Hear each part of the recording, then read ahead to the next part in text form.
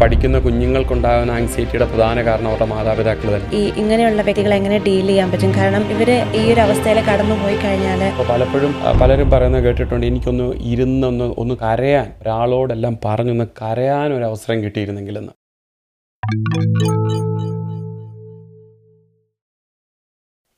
ഈ കാലഘട്ടത്തിൽ പല മനുഷ്യർക്കും കിട്ടാത്ത ഒന്നാണ് ആശ്വാസം അല്ലെങ്കിൽ സമാധാനം. കാരണം പലരും ഒത്തിരി മുറിപ്പെട്ടിരിക്കുന്ന അവസ്ഥയാണ് നമുക്ക് കാണാൻ കഴിയുന്നത്. പലരും പല രീതിയിൽ അവരുടെ മനം തകർന്ന്, കാരണം കുടുംബജീവിതത്തിൽ സമാധാനമില്ല, ജോലിയിൽ സമാധാനമില്ല. അതിന് വേണ്ടിയിട്ട് അവർക്ക് സമാധാനം അല്ലെങ്കിൽ ഒരാശ്വാസം കിട്ടാൻ വേണ്ടിയിട്ട് അവരാശ്രയിക്കുന്ന പല മാർഗങ്ങളുണ്ട്. അതിലാണ് അവർ ഡൈവേർട്ടായി പോകുന്ന ഒന്നാണ് ഡ്രഗ് അഡിക്ഷൻ, ആൽക്കഹോൾ ഡിപ്പെൻഡൻസ്. ഇതെല്ലാം ഇന്ന് മനുഷ്യന് എല്ലാം കയ്യെത്തും ദൂരത്തുണ്ട്. ശാസ്ത്ര സാങ്കേതിക വിദ്യയും ഉൾപ്പെടെ എല്ലാം മനുഷ്യൻ്റെ കയ്യെത്തും ദൂരത്തുണ്ട്. പണ്ട് വർഷങ്ങൾക്ക് മുമ്പ് നോക്കുകയാണെങ്കിൽ ഒരു വിഭാഗം ആൾക്കാർക്ക് മാത്രമേ എല്ലാം അവകാശപ്പെട്ടതായിട്ട് ഉണ്ടായിരുന്നുള്ളൂ.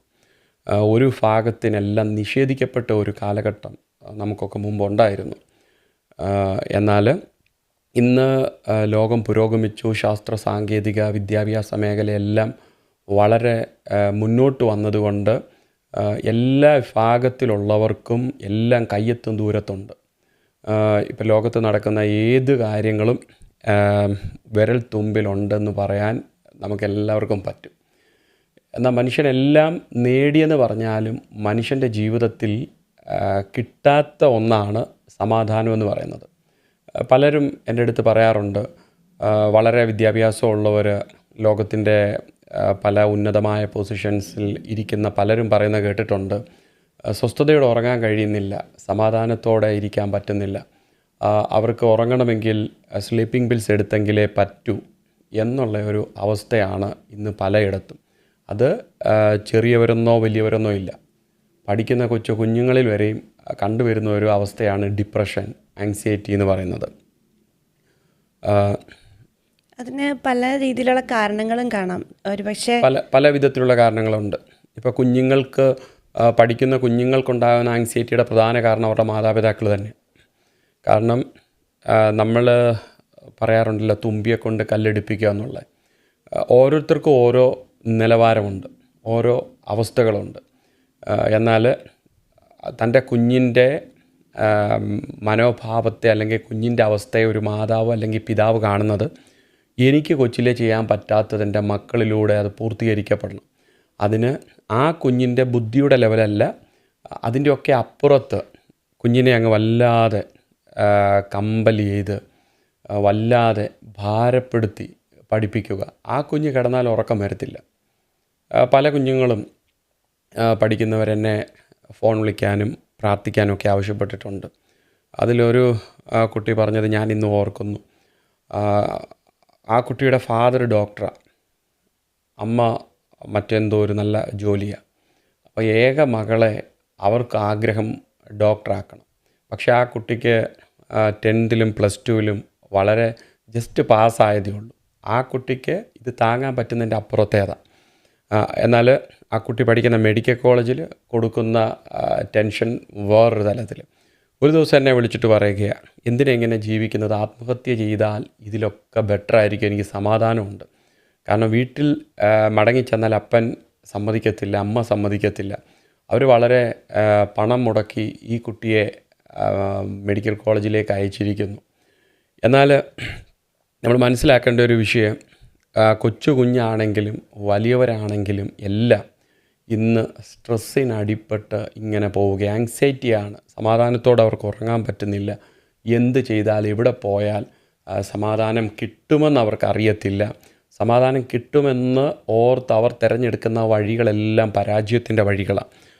എന്ന് വെച്ചാൽ കഴിഞ്ഞിടയ്ക്ക് ഞാനിങ്ങനെ നമ്മുടെ സിറ്റി കൂടെ പോകുമ്പോൾ തന്നെ പബ്ബ് വിട്ട ആൾക്കാരെല്ലാം പോകുന്നത് കണ്ടു. എല്ലാം ചെറുപ്പക്കാർ പിള്ളേരാണ്. ഇവരെല്ലാം ഇപ്പോൾ പബ്ബിൽ പോയവരോടൊക്കെ നമ്മളൊന്ന് മാറ്റി നിർത്തിയോന്ന് ചോദിച്ചേ, ഈ പോയതുകൊണ്ട് നിനക്ക് സമാധാനം കിട്ടിയോ, ഇല്ല ലിക്കർ അടിച്ചതുകൊണ്ട് പോൺ സൈറ്റിൽ പോയതുകൊണ്ട് സമാധാനം കിട്ടിയോ എന്ന് ചോദിച്ചാൽ അവർക്കെല്ലാം പറയാനൊരു കാര്യമുണ്ട്, ഇതുകൊണ്ടൊന്നും സമാധാനം കിട്ടിയില്ല. എന്തോ കിട്ടുമെന്ന് ആശിപ്പിച്ച് അവർക്ക് നേരെ വെച്ച് നീട്ടുകയാണ്. എന്നാൽ അതിൻ്റെ പുറകെ പോയിട്ട് അവർക്ക് സമാധാനം കിട്ടുന്നില്ലെന്ന് തന്നെയല്ല, അവർ വല്ലാത്ത ഡിപ്രഷന് അടിപ്പെടുകയും ചെയ്യുകയാണ്. മനുഷ്യനെല്ലാവർക്കും ഇപ്പോൾ കൊച്ചു കുഞ്ഞിലേക്ക് നോക്കിയാൽ ആ കുഞ്ഞിനും വേണ്ട സമാധാനം, പഠിക്കുന്ന ഒരു വ്യക്തിയിലേക്ക് നോക്കിയാൽ ആൾക്കും വേണ്ട സമാധാനം, ജോലി ചെയ്യുന്നവരിലേക്ക് നോക്കിയാൽ സമാധാനം, കുടുംബജീവിതത്തിലേക്ക് നോക്കിയാൽ വേണ്ടത് സമാധാനം. അതുപോലെ എല്ലായിടത്തും മനുഷ്യന് ഇന്ന് ആവശ്യമുള്ളത് സമാധാനമാണ്. ആങ്സൈറ്റി മാത്രമല്ല, അവർ ഒറ്റപ്പെട്ടവരായിരിക്കാം, അവർ ഡിപ്രഷനിലുള്ളവരായിരിക്കാം, അല്ലെങ്കിൽ അവരൊത്തിരി ഭയത്തിലൂടെ കടന്നു പോകുന്നവരായിരിക്കാം.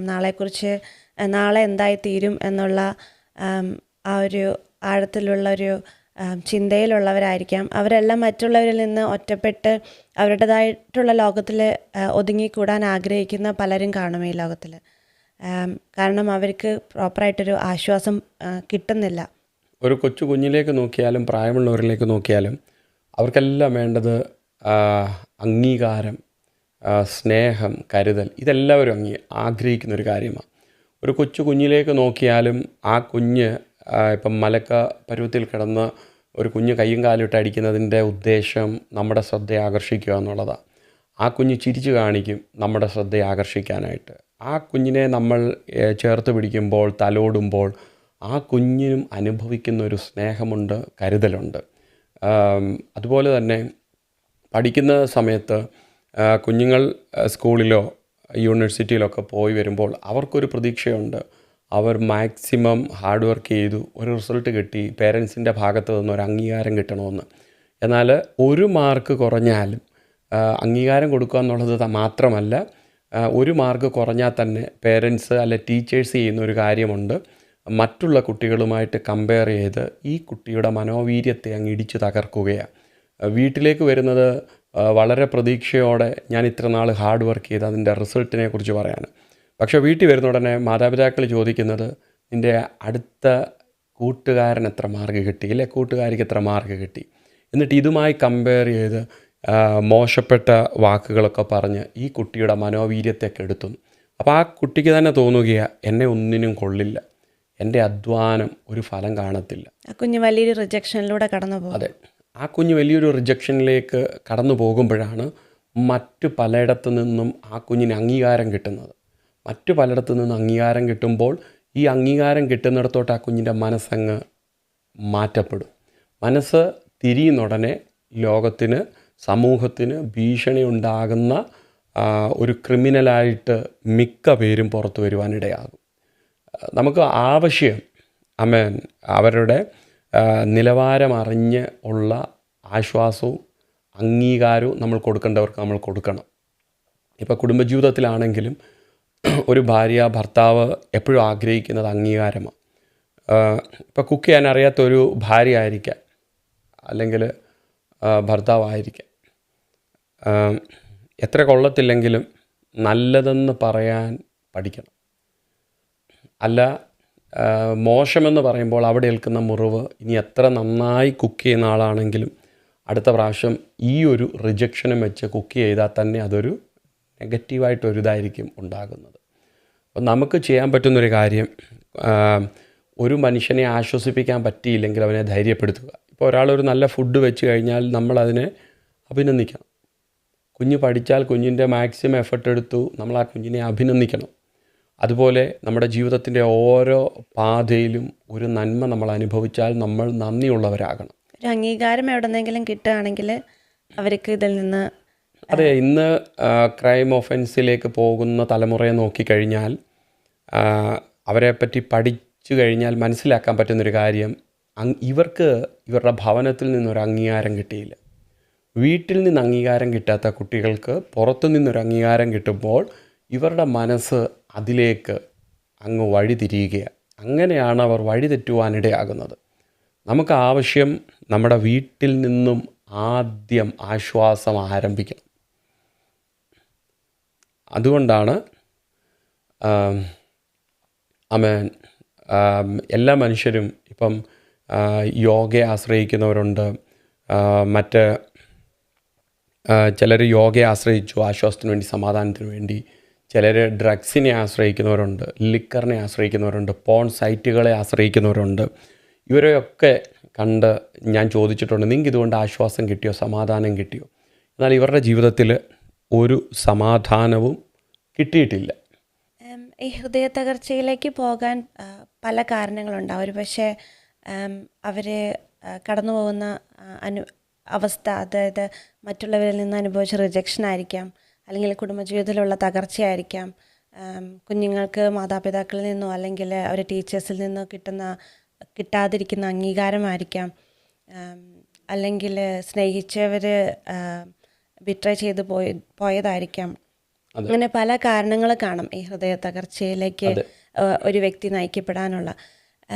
അപ്പം അവർക്ക് നമ്മൾ ഏത് രീതിയിലുള്ള ആത്മീയമായിട്ട് നമ്മൾ നോക്കുകയാണെങ്കിൽ എങ്ങനെയായിരിക്കും ഇവരെല്ലാം ഇങ്ങനെയുള്ള വ്യക്തികളെ എങ്ങനെ ഡീൽ ചെയ്യാൻ പറ്റും? കാരണം ഇവർ ഈ ഒരു അവസ്ഥയിൽ കടന്നു പോയി കഴിഞ്ഞാൽ പിന്നെ ഉള്ളൊരവസ്ഥ എന്ന് പറഞ്ഞാൽ അവർ ആശ്രയിക്കുന്നത് പല രീതിയിലുള്ള കാര്യങ്ങളായിരിക്കാം. അവർ പല രീതിയിൽ ഇത് എക്സ്പ്രസ് ചെയ്യാം. ഒരു പക്ഷേ ഭയങ്കര കോപിഷ്ഠരായിട്ടായിരിക്കും ഇവരെ കാണപ്പെടുന്നത്, അല്ലെങ്കിൽ മറ്റുള്ളവരിൽ നിന്ന് ഒതുങ്ങി മാറി എപ്പോഴും ഒരു ലോൺലിനെസ് അനുഭവിക്കുന്നവരായിരിക്കാം ഇവർ. ഈ ഹൃദയം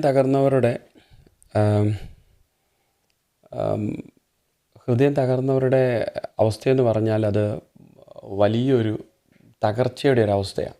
ഹൃദയ തകർച്ച വരാൻ കൊച്ചു കുഞ്ഞുങ്ങൾക്ക് അവരെ കരുതുന്നില്ല, അല്ലെ സ്നേഹിക്കുന്നില്ല, അല്ലെങ്കിൽ അവരെ വഴക്ക് പറയുന്നു, മറ്റുള്ളവരായിട്ട് കമ്പയർ ചെയ്യുന്നു. ഇതൊക്കെയാണെങ്കിൽ മുതിർന്നവർക്കുണ്ടാകാവുന്ന മെയിൻ വിഷയം എന്ന് പറയുന്നത് സ്നേഹിച്ചവരുടെ വഞ്ചന കൊണ്ട്.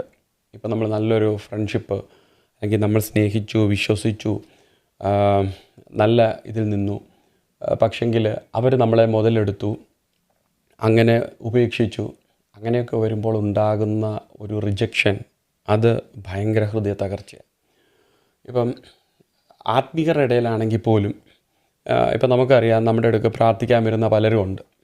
അനേകർ പ്രാർത്ഥിക്കാൻ വരുന്നവരുണ്ട്, വിളിക്കുന്നവരുണ്ട്. ചിലരാണെങ്കിൽ വളരെ ചേർന്ന് നിൽക്കും. അവർക്ക് പ്രാർത്ഥിക്കണം, വിടുതൽ വേണം, ആശ്വാസം വേണം. അപ്പോൾ എല്ലാം പ്രാപിച്ച് അല്ലെങ്കിൽ വിടുതലൊക്കെ ഏറ്റെടുത്ത് കഴിയുമ്പം ഇവർക്ക് പിന്നെ നമ്മൾ പോരാ, അടുത്തൊരു ലെവലിലേക്ക് പോകണം. നിശ്ചയമായിട്ടും അവർ അടുത്ത ലെവലിലേക്ക് പോകണം, അത് നമുക്കും സന്തോഷമുള്ള കാര്യമാണ്. പക്ഷേ ഈ വന്ന വഴി മറന്നിട്ട് ഇന്നലെ വരെ ഉണ്ടായിരുന്നത് അതല്ല, എൻ്റെ കഴിവാണ് എന്നുള്ള ഒരവസ്ഥയിൽ പോകുന്നവരുണ്ട്. യേശു കർത്താവ് പോലും 38 ആണ്ട് കുളത്തിൻ്റെ കരയിൽ കിടന്നവനോട് പറഞ്ഞത്, എഴുന്നേറ്റ് നിൻ്റെ കിടക്ക എടുത്ത് നടക്കാനാണ് പറഞ്ഞത്. എഴുന്നേറ്റ് നടക്കാൻ പറഞ്ഞിരുന്നെങ്കിൽ എളുപ്പമായിരുന്നു. എന്നാൽ കർത്താവ് പറഞ്ഞത് കിടക്ക എടുത്ത് നടക്കാൻ. കഴിഞ്ഞ 38 ആണ്ട് നിന്നെ താങ്ങിയ ഈ കിടക്കയെ മറന്നേച്ചു പോകാൻ കർത്താവ് പറഞ്ഞില്ല. അപ്പം ആത്മീയ ജീവിതത്തിലാണെങ്കിൽ പോലും നമുക്ക് വേണ്ടി പ്രാർത്ഥിച്ച, നമ്മളെ സപ്പോർട്ട് ചെയ്തവരെ ഒരു കാരണവശാലും നമ്മൾ മറക്കരുത്. നമ്മൾ അവരെ ഓർക്കണം. നമുക്കിപ്പോൾ 2 പേർക്കും 2 കൂട്ടർക്കും 2 തരത്തിലുള്ള കാഴ്ചപ്പാടാണെങ്കിൽ പോലും നമ്മൾ ഒരിക്കലും അവരെ ദോഷം ചെയ്യരുത്. നമുക്ക് വേണ്ടി ഒരു വാക്കെങ്കിലും പ്രാർത്ഥിച്ചിട്ടുള്ളവരാണെങ്കിൽ നമ്മൾ ഒരിക്കലും അവരെ മറക്കരുത്. നമ്മൾ മറന്നു കഴിയുമ്പം നമ്മൾ ഒത്തിരി ഫ്രണ്ട്ഷിപ്പിൽ ഇരുന്നിട്ട് അത് ദൈവദാസന്മാർക്കുണ്ടാകുന്ന വലിയൊരു ഹൃദയ തകർച്ചയാണ്. ഇപ്പം റിജക്ഷൻ എന്ന് പറയുന്നത് ഇപ്പം അനേക ദൈവദാസന്മാർ, അനേക കൃപാവര പ്രാപ്തന്മാർ എൻ്റെ അടുത്ത് പറഞ്ഞിട്ടുണ്ട്. എൻ്റെ ജീവിതത്തിലും നമുക്കും പല എക്സ്പീരിയൻസ് ഉണ്ട്. കാരണം നമ്മൾ പ്രതീക്ഷിക്കാത്ത വ്യക്തികളുടെ ഭാഗത്ത് നിന്നും, കാരണം പല സാഹചര്യത്തിൽ നമ്മുടെ സ്വന്തം സഹോദരനെ പോലെ എന്നല്ല, സഹോദരനേക്കാൾ അല്ലെ സഹോദരിയേക്കാളൊക്കെ നമ്മൾ കരുതുകയും സ്നേഹിക്കുകയും ചേർത്ത് പിടിക്കുകയും ഒക്കെ ചെയ്തവർ ഈ ലോകപ്രകാരം അവർക്ക് എന്തൊക്കെയോ നേടിയെന്നുള്ളൊരു ചിന്ത വരുമ്പോൾ ഇവർ നമ്മളിൽ നിന്ന് അകന്നു പോകുന്നത് പലപ്പോഴും നമുക്ക് അതിൻ്റെ റീസൺ പോലും അറിയില്ല. ഈ പല ആൾക്കാരെ ഞാനൊന്ന് കാണാനും എന്താണ് റീസൺ എന്ന് ചോദിക്കാനും പോലും ഞാൻ ആഗ്രഹിച്ചിട്ടുണ്ട്. പക്ഷേ അവർ നമ്മുടെ കോൾ കണ്ടാൽ എടുക്കില്ല, നമ്മുടെ മെസ്സേജ് കണ്ടാൽ റിപ്ലൈ ചെയ്യില്ല. കാരണം ഇതൊക്കെ നമുക്കുണ്ടാക്കുന്ന, ഒരു വ്യക്തിയിലുണ്ടാക്കുന്ന റിജക്ഷൻ, ഹൃദയത്തിൻ്റെ തകർച്ച എന്ന് പറഞ്ഞാൽ വലുതാണ്. അത് തീർച്ചയായിട്ടും വലിയൊരു ഹൃദയവേദനയിലോട്ട് അല്ലെങ്കിൽ ഹൃദയത്തിൻ്റെ ഒരു മുറിവിലേക്ക് കടത്തിവിടും. അത് പിന്നെ നമുക്ക് നമ്മുടെ ജീവിതത്തിലെ എല്ലാ മേഖലകളിലും അത് നമുക്കത് വ്യക്തമായിട്ട് പ്രകടമായിട്ട് കാണാൻ പറ്റും. തീർച്ചയായിട്ടും ഒരു വ്യക്തി, റിജക്ഷൻ ഏൽപ്പിക്കപ്പെട്ട ഒരു വ്യക്തി അല്ലെങ്കിൽ മനസ്സ് തകർന്ന ഒരു വ്യക്തിയുടെ ജീവിതത്തിൽ ഏത് മേഖലയിൽ നോക്കുകയാണെങ്കിലും അവർ കുറച്ച് ഒതുങ്ങി മാറി അല്ലെങ്കിൽ അവർക്ക് അത് പ്രകടമായിട്ട് എവിടെയാണെങ്കിലും, ജോലിയിലാണെങ്കിലും, വീട്ടിലാണെങ്കിലും, റിലേഷൻഷിപ്പിലാണെങ്കിലും അത് നമുക്ക് കാണപ്പെടാൻ പറ്റും. തീർച്ചയായിട്ടും പല നിലകളിലുണ്ടാകുന്ന ഹൃദയ തകർച്ചകളുണ്ട്, വേദനകളുണ്ട്. ഇപ്പം മറ്റുള്ളവരാലുണ്ടായ വഞ്ചനയാലുണ്ടായ വേദനകളുണ്ട്. പിന്നെ പ്രിയപ്പെട്ടവരുടെ വേർപാട് കൊണ്ടുണ്ടാകുന്ന ഹൃദയ തകർച്ചകളുണ്ട്. യേശു കർത്താവിന് പോലും ഹൃദയ തകർച്ച ഉണ്ടായി. ഇപ്പം ലാസറിൻ്റെ കല്ലറയുടെ വാതിക്കൽ വന്നിട്ട് വചനത്തിൽ ഇങ്ങനെ എഴുതിയിരിക്കുന്നത്, കർത്താവ് യേശു കണ്ണുനീർ വാർത്തു. യേശു കരഞ്ഞ വളരെ ചെറിയൊരു വാക്യം, അതെ, ഏറ്റവും ചെറിയൊരു വാക്യമാണ് യേശു ഉള്ളം നൊന്ത് കരഞ്ഞു, യേശു കണ്ണുനീർ വാർത്തു എന്നുള്ളത് ഏറ്റവും ചെറിയൊരു വാക്യമാണ്. നമ്മൾ സൺഡേ സ്കൂളിലൊക്കെ പഠിച്ചിട്ടുള്ള വാക്യമാണ്. അപ്പോൾ പ്രിയപ്പെട്ടവരുടെ വേർപാട്, ലാസർ യേശുവിന് പ്രിയപ്പെട്ടവനായിരുന്നു, ലാസറിൻ്റെ ഭവനം യേശുവിന് പ്രിയപ്പെട്ടതായിരുന്നു. പ്രിയപ്പെട്ടവരുടെ വേർപാട് സഹിക്കാൻ പറ്റുന്നതിൻ്റെ അപ്പുറമാണ്. അതുകൊണ്ട് നമുക്കുണ്ടാകാവുന്ന ഹൃദയ തകർച്ചകളുണ്ട്. വചനത്തിൽ നമുക്ക് കാണാൻ പറ്റും, ഹൃദയം നുറുങ്ങിയവർക്ക് യഹോവ സമീപസ്ഥൻ. അപ്പം ഇങ്ങനെ ഹൃദയം നുറുങ്ങിയിരിക്കുന്ന വ്യക്തികൾക്ക് ഏറ്റവും അത് അവരുടെ ഹൃദയത്തിൻ്റെ മുറിവുകളെ ഹീലാക്കാൻ പറ്റുന്ന ഒരേ ഒരു വ്യക്തി എന്ന് പറയുന്നത് അല്ലെങ്കിൽ ഒരേ ഒരാൾ കർത്താവാണ്. അപ്പോൾ ഇങ്ങനെയുള്ളവർക്ക് എങ്ങനെ നമുക്കൊരു ആശ്വാസം, ദൈവത്തിലൂടെയുള്ളൊരു ആശ്വാസം കൊടുക്കാൻ പറ്റും? നമ്മൾ അവർക്ക് വേണ്ടി പ്രാർത്ഥിക്കാം, അവർക്ക് വേണ്ടി വചനം പറഞ്ഞ് അവർക്ക് വേണ്ടി പ്രാർത്ഥിക്കാം, ആശ്വസിപ്പിക്കാം എന്ന് പറഞ്ഞാൽ എല്ലാവരും പറയുന്ന ഒരു കാര്യമാണ്, ഞങ്ങൾ പ്രാർത്ഥിക്കാം. പക്ഷെ അതുകൊണ്ട് കാര്യമില്ല. ഇപ്പോൾ ഹൃദയം തകർന്നവർ അനുഭവിക്കുന്ന അവരുടെ അവസ്ഥ എന്താണെന്ന് പ്രാരംഭത്തിൽ നമ്മൾ മനസ്സിലാക്കണം. ഈ ഹൃദയം തകർന്നവർക്കുണ്ടാകുന്ന ഒരവസ്ഥയെന്ന് പറഞ്ഞാൽ അവർക്ക് ആഴത്തിലുള്ള ഒറ്റപ്പെടൽ, ആഴത്തിലുള്ള വേദന, നിരാശ, ഭയം, ഇതെല്ലാം ഈ ഹൃദയം തകർന്നവർക്ക് ഉണ്ടാകുന്ന അവസ്ഥകളാണ്. ഇത് മനസ്സിലാക്കി എവിടെയാണ് പ്രശ്നമെന്നുള്ളത് മനസ്സിലാക്കി അവർ ദൈവസന്നിധിയിലേക്ക്, ദൈവവചനത്തിലേക്ക് അവർ അടുത്തു വരണം. ദൈവവചനത്തിലേക്ക് അടുത്തു വന്ന് പൂർണ്ണമായി ദൈവത്തിൽ ആശ്രയിക്കണം. വചനത്തിനകത്ത് അവർ നിൽക്കാൻ തയ്യാറാകണം. അങ്ങനെ ഒരു മനോഭാവത്തിലേക്ക് അവർ വരുമ്പോൾ കർത്താവ് അവരെ ആശ്വസിപ്പിക്കും. ഒന്ന്, ഇതിനകത്ത് നിന്ന് രക്ഷപ്പെടാൻ നമുക്ക് ചെയ്യാൻ പറ്റുന്നൊരു കാര്യം, മനസ്സിലാക്കാൻ പറ്റുന്നൊരു കാര്യം, നമുക്ക് ഒറ്റയ്ക്ക് ഒരിക്കലും ഇതിനകത്തൊന്ന് രക്ഷപ്പെടാൻ കഴിയത്തില്ല. നമ്മെ രക്ഷിക്കാൻ ഒരാൾ ആവശ്യമാണ്. എന്നാൽ നമ്മുടെ വേദനകൾ, നമ്മുടെ ഭാരങ്ങൾക്ക് വേണ്ടി ടൈം സ്പെൻഡ് ചെയ്യാൻ ആർക്കും ടൈമില്ല. നാം ചിരിക്കുമ്പം നമ്മുടെ കൂടെ ചിരിക്കാൻ, നാം സന്തോഷിക്കുമ്പം കൂടെ സന്തോഷിക്കാൻ തയ്യാറുള്ളവർക്കൊന്നും നമ്മൾ ഒറ്റപ്പെട്ടിരിക്കുന്ന അവസ്ഥയിൽ, നിരാശയിലായിരിക്കുമ്പോൾ, ഭയത്തിലായിരിക്കുമ്പോൾ, ഭാരത്തിലായിരിക്കുമ്പം ഇവർക്കൊന്ന് നമ്മുടെ ഒപ്പം ഇരിക്കാനോ ഒന്ന് സംസാരിക്കാനോ. ഇപ്പോൾ പലരും പറയുന്നത് കേട്ടിട്ടുണ്ട്, എനിക്കൊന്ന് ഒന്ന് കരയാൻ, ഒരാളോടെല്ലാം പറഞ്ഞൊന്ന് കരയാനൊരവസരം കിട്ടിയിരുന്നെങ്കിലെന്ന്. പക്ഷെ അതിന് വിശ്വസിക്കാൻ പറ്റുന്ന അല്ലെങ്കിൽ ആശ്രയിക്കാൻ പറ്റുന്ന ഒരാൾ ഇല്ലെന്നുള്ളതാണ് ഏറ്റവും വലിയൊരു അവസ്ഥ. ഇപ്പോൾ ഒരു സൈക്യാട്രി കൗൺസിലറുടെയോ വലിയൊരു അല്ലാതൊരു കൗൺസിലറുടെയോ ഒക്കെ അടുത്ത് പോയി കഴിഞ്ഞാൽ നമുക്ക് പറയുന്നതിനൊക്കെ ഒരു പരിമിതികളുണ്ട്. എന്നാൽ നമുക്കൊരു പരിമിതിയില്ലാതെ, ഒരു പരിധിയില്ലാതെ നമുക്ക് ഓടിച്ചെന്ന് പറയാൻ പറ്റുന്നവരോടെന്ന് പറഞ്ഞാൽ നമ്മുടെ കർത്താവിൻ്റെ സന്നിധിയില്ല. അവിടെ നമ്മൾ ചെന്ന് കഴിഞ്ഞാൽ ദൈവം നമുക്കൊരു ഇന്നർ ഹീലിംഗ് തരും. കർത്താവിൻ്റെ സന്നിധിയിൽ പൂർണ്ണമായിട്ട് നമ്മളെ തന്നെ സറണ്ടർ ചെയ്യണം. ദൈവസന്നിധിയിൽ കരയാൻ കൃപയുണ്ടോ? നിശ്ചയമായിട്ടും കരയണം. ദൈവസന്നിധിയിലെല്ലാം നമ്മുടെ പരാജയങ്ങളും നമ്മുടെ ഒറ്റപ്പെടലുകളും നമ്മുടെ ജീവിതത്തിലെ സകല നിരാശകളും അവൻ്റെ കൈകളിലേക്ക് അങ്ങ് കൊടുക്കണം. നമുക്ക് ആശ്വാസത്തിനുള്ള സകല കാര്യങ്ങളും ദൈവവചനത്തിൽ എഴുതിയിട്ടുണ്ട്. വചനത്തെ നമ്മൾ മുറുകെ പിടിക്കണം. ദൈവത്തിൽ നമ്മൾ പൂർണ്ണമായിട്ട് ആശ്രയിക്കണം. അവിടെ നാം ലജ്ജിച്ചു പോകുവാൻ ദൈവം അനുവദിക്കത്തില്ല. ദൈവവചനത്താലും പരിശുദ്ധാത്മാവിനാലും അല്ലാതെ ഇങ്ങനെയുള്ള വ്യക്തികൾക്ക് ഒരു പൂർണ്ണമായിട്ടുള്ളൊരു വിടുതൽ ഒരിക്കലും സാധ്യമല്ല. അതെ, യേശു കർത്താവിൻ്റെ ശുശ്രൂഷയെ പറ്റി ഇപ്പം തന്നെ പറയുന്നത് ഹൃദയം തകർന്നവരുടെ മുറിവുകളെ കെട്ടുവാൻ എന്നുള്ളതാണ്. അപ്പോൾ ഹൃദയം തകർന്നവരെ സൗഖ്യമാക്കാൻ കഴിയുന്ന അഭിഷേകമാണ് യേശുവിൻ്റെ അഭിഷേകം. ഇന്ന് രോഗശാന്തിക്കാരുണ്ട്, മറ്റ് പല മേഖലകളിൽ ഉപയോഗിക്കപ്പെടുന്ന കൃപാവര പ്രാപ്തന്മാരുണ്ട്. എന്നാൽ ഹൃദയ തകർച്ചയിൽ നിന്നും വിടുവിക്കുന്ന ഒരു വ്യക്തിക്ക് വേണ്ടി ടൈം സ്പെൻഡ് ചെയ്യുന്ന, പ്രാർത്ഥിക്കുന്ന ആൾക്കാർ വളരെ ചുരുക്കമായിട്ടുള്ളൊരു കാര്യമാണ്. ഇപ്പോൾ ഹൃദയം തകർന്നിരിക്കുന്ന ഒരു വ്യക്തിയെ സംബന്ധിച്ച് അവനൊരു തീരുമാനമെടുക്കാനോ അവന് ദൈവസന്നിധി ചെല്ലാൻ അവനെയും കൊണ്ട് പറ്റത്തില്ല. പക്ഷേ എന്നെയും കൊണ്ട് കഴിയത്തില്ലെന്നും പറഞ്ഞിരിക്കാനല്ല, അവൻ ദൈവസന്നിധിയിലേക്ക് അടുത്ത് വന്ന്, വേറെ ആരും വേണ്ട, ദൈവസന്നിധിയിൽ കരയുവാനും പ്രാർത്ഥിക്കുവാനും എല്ലാം ദൈവത്തോടൊന്ന് തുറന്നു പറയാനൊരു മനസ്സ്. അങ്ങനെ ആയിരിക്കുമ്പോൾ തന്നെ നമ്മൾ പറയുമ്പോൾ നമ്മോട് ഇപ്പോൾ ഒരാൾ നമ്മൾ സംസാരിക്കുമ്പോൾ തിരിച്ചിങ്ങോട്ടൂടെ മറുപടി കിട്ടിയെങ്കിലേ നമുക്കതൊരാശ്വാസമാകത്തുള്ളൂ. നമ്മൾ സംസാരിക്കുമ്പോൾ നമ്മോട് തിരിച്ച് സംസാരിക്കുന്ന ഒരു കർത്താവുണ്ട്. അതെങ്ങനെയാണ് മനസ്സിലാക്കുന്നതെന്ന് ചോദിച്ചാൽ, ദൈവവചനം തുറന്ന് നമ്മളത് വായിക്കണം.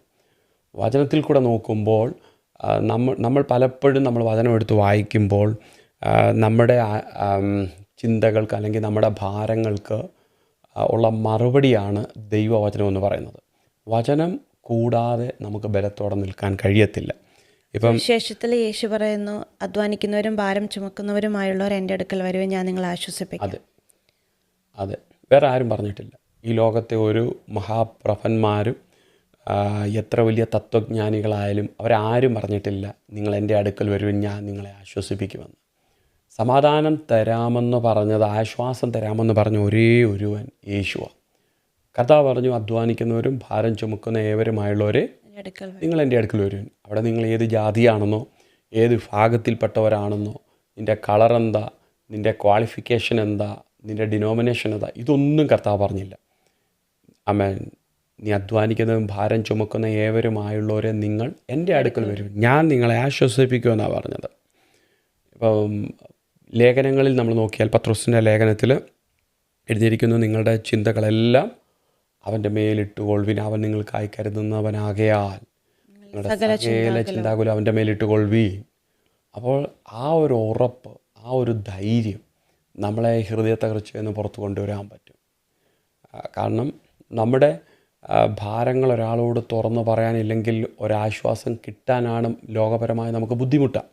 എന്നാൽ നമ്മുടെ ഭാരങ്ങൾ കർത്താവിൻ്റെ കയ്യിലോട്ട് ഏൽപ്പിച്ചാൽ അവൻ്റെ സമാധാനം അവൻ നമുക്ക് തരുവാനിടയാകും.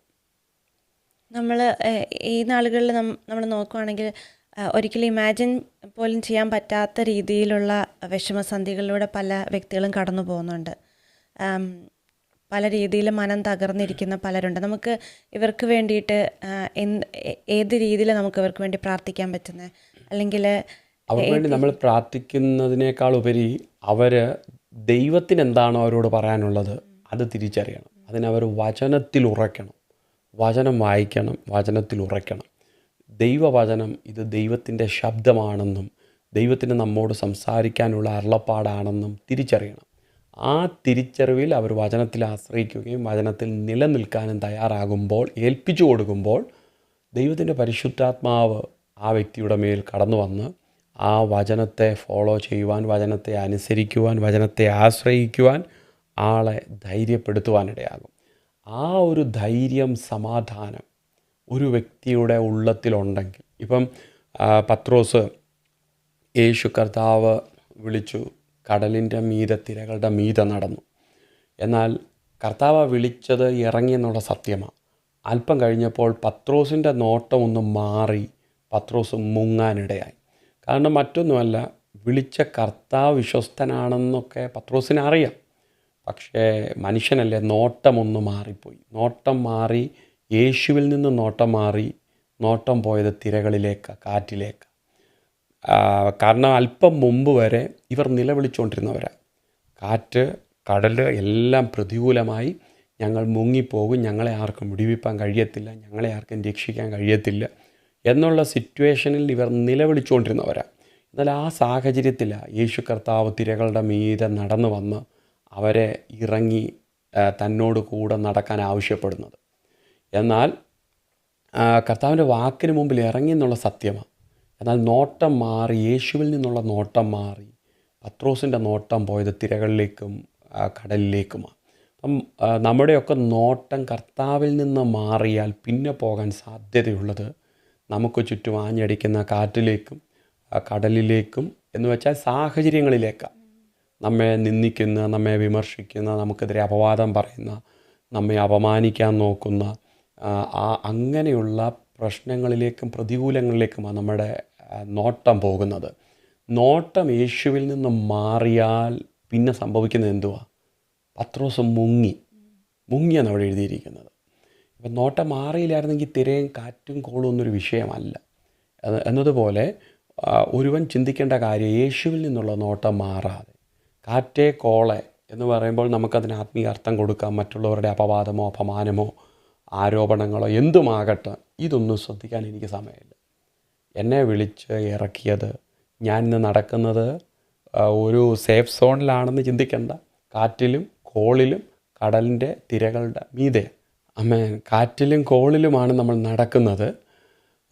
പക്ഷേ ഈ കാറ്റും കോളും നമ്മെ മുക്കത്തില്ലെന്നുള്ള ഒരു ധൈര്യം നമുക്ക് വേണമെങ്കിൽ കർത്താവിൻ്റെ മുഖത്തു നിന്ന് നമ്മൾ നോട്ടം മാറ്റരുത്. കർത്താവിൻ്റെ മുഖത്ത് നോട്ടം മാറാതിരിക്കുമ്പോൾ നമുക്ക് ധൈര്യമാണ്. കാരണം യേശു ആരാ? സകലത്തിനെയും ജയിച്ചവനാണ്. വാഴ്ചകളെയും അധികാരങ്ങളെയും ആയുധവർഗം വെപ്പിച്ച് ക്രൂശിൽ അവയുടെ മേൽ ജയോത്സവം കൊണ്ടാടിയവനാണ് നമ്മുടെ കർത്താവ്. സകലതും അവൻ്റെ കാൽ കീഴിലാണ്. ഈ സകലതും അവൻ്റെ കാൽ കീഴിലാക്കിയിരിക്കുന്ന യേശുവിലേക്ക് നോക്കിയാലേ ഈ കാറ്റിനെയും കോളിനെയും തിരകളെ ഒന്നും ഭയപ്പെടാതെ പതറാതെ നമുക്ക് മുമ്പോട്ട് പോകാൻ പറ്റും. എന്നാൽ മനുഷ്യരാണ് ചിലപ്പം ചിലർ കർത്താവിങ്കിലേക്കുള്ള നോട്ടം മാറ്റും. അവരെന്നിട്ട് സാഹചര്യങ്ങളെ നോക്കും, ജപ്തി നടപടികളെ നോക്കും, കടബാധ്യതയെ നോക്കും, മക്കൾ പഠിക്കാത്തത് നോക്കും, മകളുടെ കല്യാണം നടക്കാത്തത്, ഇല്ലേ മോൻ്റെ ഭാവി, ഇങ്ങനെയൊക്കെയുള്ള വിഷയങ്ങളിലേക്ക് നോക്കുമ്പോൾ അവരുടെ കാലുകൾ ഇടറാൻ തുടങ്ങും, വിശ്വാസത്തിൽ ക്ഷീണിക്കാൻ തുടങ്ങും. അങ്ങനെ വരുന്ന അവസ്ഥയിൽ നമ്മളാണ് എന്ത് ചെയ്യും? ഇപ്പം വിശ്വാസം ക്ഷീണിച്ചു, ഇപ്പം നമ്മളായിരുന്നേ പറഞ്ഞതിന് പത്രോസേ നിൻ്റെ നോട്ടം പോയതുകൊണ്ടാണ്, അതുകൊണ്ട് നീയുമായിട്ട് ഒരു ബന്ധമില്ലെന്ന് വേണേൽ പറഞ്ഞതിന്. എന്നാൽ യേശു അങ്ങനെ തള്ളിക്കളഞ്ഞില്ല. കർത്താവ് എന്ത് ചെയ്തേ? മുങ്ങി താഴേണ്ടിയിരുന്ന ശിമോനെ തൻ്റെ കരം കൊടുത്ത് ഉയർത്തി എവിടെയാണ് നിർത്തിയത്? തിരകളുടെ മീതെ. അല്പം മുമ്പ് തൻ്റെ കഴുത്തൊപ്പം നിന്ന് മുക്കിക്കളയുമെന്ന് വെല്ലുവിളിച്ച തിരകൾ യേശുവിന് കൈകൊടുത്തപ്പോൾ ഷിമോൻ്റെ ഷൂസിനടിയിലായെന്ന് എഴുതിയിരിക്കുന്നത് അല്ലേ? Praise the Lord. അങ്ങനെയെങ്കിൽ നമുക്ക് ഒറ്റ കാര്യമേ ഉള്ളൂ, കർത്താവിൻ്റെ മുഖത്ത് നിന്നും നോട്ടം മാറ്റാതിരിക്കുക, യേശുവിനെ ആശ്രയിക്കുക, മനുഷ്യരെ ആശ്രയിക്കുന്നത് നിർത്തുക, മനുഷ്യരുടെ പുറകെ നടത്തുന്നത് നിർത്തുക, കർത്താവിനെ ആശ്രയിക്കുക. എനിക്കൊരു കർത്താവുണ്ട്. പ്രശ്നത്തെ നോക്കി ഇപ്പോൾ പഴയ നിയമത്തിൽ 12 പേരെ മോശ തിരഞ്ഞെടുത്ത് വിട്ടു, ദേശം ഉറ്റുനോക്കാം. ആ 10 പേരും പോയി വന്നിട്ട് പറഞ്ഞൊരു കാര്യമുണ്ട്, ദേശത്ത് അനാഖ്യ മല്ലന്മാരുണ്ട്, ഹൃദയം തകർക്കുന്ന വർത്തമാനം അവർ പറഞ്ഞത്. അനാഖ്യ മല്ലന്മാരുണ്ട്, നമ്മൾ അവരുടെ മുമ്പിൽ വെട്ടുക്കിളികളെ പോലെ എന്ന് പറഞ്ഞു. അത് കേട്ട ജനത്തിൻ്റെ ഹൃദയം തകർന്നു പോയി, നെഗറ്റീവായിട്ടുള്ളത് കേട്ടപ്പോൾ. എന്നാൽ 2 പേര് പറഞ്ഞു, ദൈവം കൂടെ ഉണ്ടെങ്കിൽ അവരൊന്നും നമുക്കൊരു വിഷയമല്ല, അവരെ ദൈവം നമ്മുടെ കരങ്ങളിൽ ഏൽപ്പിക്കും. അപ്പം പ്രശ്നമില്ലെന്നോ ഹൃദയ തകർച്ചയില്ലെന്നോ അല്ല, എന്നാൽ ആ ഭാരത്തെ, ആ ടെൻഷനെ, ആ റിജക്ഷനെ നമ്മൾ അതിൻ്റെ മുമ്പിൽ കീഴടങ്ങാൻ നിൽക്കുകയല്ല, അതിനെ കീഴടക്കാൻ നമ്മൾ തയ്യാറാകണം. ഇപ്പം തിരകളുടെ മീതെ യേശുവിൻ്റെ കൈപിടിച്ച് നിൽക്കുന്ന ഷിമോനോടൊന്ന് ചോദിച്ചേ, ഷിമോനെ ഇപ്പം താങ്കൾക്ക് പേടിയില്ല എന്ന് ചോദിച്ചാൽ ഞാൻ ചിന്തിക്കുന്ന ഷിമോന് പറയാൻ ഇങ്ങനെ കാണും, അല്പം മുമ്പ് പേടിച്ച് കരഞ്ഞവനെ തിര മുക്കുമോ എന്ന്. പക്ഷേ ഇപ്പം പേടിക്കേണ്ട ഒരവസ്ഥയില്ല, കാരണം യേശു എൻ്റെ കൈപിടിച്ചെന്നുള്ളൊരു തിരിച്ചറിവ്. ഈ തിരിച്ചറിവാണ് അപ്പോൾ തിരയും കാറ്റും ഒന്നും അടങ്ങിയെന്നല്ല എഴുതിയിരിക്കുന്നത്, അതിൻ്റെ മീതിയാണ് നടക്കുന്നത് അല്ലേ? അപ്പോൾ പ്രതികൂലവും പ്രശ്നവും എല്ലാം അടങ്ങിയിട്ട് ജീവിക്കാമെന്ന് ചിന്തിക്കരുത്. എല്ലാ നിരാശകളും ഭാരങ്ങളും മാറിയിട്ട് ഈ ലോകത്ത് ജീവിക്കാമെന്ന് ചിന്തിക്കരുത്. ഇതൊക്കെ നമ്മുടെ മുമ്പിൽ കാണും. എന്നാൽ നമുക്ക് വിഷയം നമ്മുടെ കരം പിടിക്കാൻ ഒരു കർത്താവ് കൂടെ ഉണ്ടോ എന്നുള്ളതാണ്. ആ കർത്താവിൻ്റെ കൂടെ, ആ കർത്താവിനെ നോക്കി നമ്മൾ മുമ്പോട്ട് പോയാൽ നമ്മുടെ ജീവിതത്തിൽ പരാജയമാകത്തില്ല. ഹൃദയ തകർച്ചയിൽ നിന്നും നമ്മൾ എഴുന്നേൽക്കുവാനിടയായിത്തീരും. ഇന്ന് അനേകർ മുങ്ങിപ്പോകുന്ന അവസ്ഥ, കടത്തിൽ മുങ്ങി, നിരാശയിൽ മുങ്ങി, റിജക്ഷനിൽ മുങ്ങി, ഭാരത്തിൽ മുങ്ങി. അവർ ചിന്തിക്കുന്നത് ഞാൻ ജീവിതത്തിൽ ഒറ്റയായെന്നുള്ളൊരു തോന്നൽ വരുമ്പോഴാണ് അവർ സൂയിസൈഡിലേക്ക് മറ്റു പലതിലേക്കും പോകുന്നത്. എന്നാൽ ഷിമോനെ സംബന്ധിച്ച് കർത്താവ് കൈപിടിച്ച് പൊക്കിയെടുത്തു. അതുപോലെ നമ്മുടെ കൈപിടിക്കാൻ കഴിയുന്നൊരു കർത്താവുണ്ട്, നമ്മെ തിരകളുടെ മീതെ നിർത്താൻ കഴിയുന്നൊരു കർത്താവുണ്ട്. ആ കർത്താവിനെ നമ്മെ ആശ്വസിപ്പിക്കാൻ കഴിയത്തുള്ളൂ. പഴയ നിയമവും പുതിയ നിയമവും ഒക്കെ നമ്മൾ ചേർത്ത് നമ്മൾ ചിന്തിച്ച് കഴിഞ്ഞാൽ ഈ ഒത്തിരി ഭാരങ്ങളിലൂടെ പോയവരുണ്ട്. ഇപ്പോൾ ഭക്തനായ ദാവീദ് രാജാവ്, തനിക്ക് നേരെ വന്ന വഞ്ചനകൾ വലുതാണ്. എന്ന് വെച്ചാൽ ആദ്യം തൻ്റെ അമ്മാവിയപ്പൻ മുതൽ ഇങ്ങോട്ട് തൻ്റെ മകനായ അബ്ശാലോം വരെ തന്നെ ജീവിതത്തിൽ ചതിക്കുവാനിടയായി തീർന്നു. പക്ഷേ ഈ ചതികളൊന്നും അന്തിമമല്ല.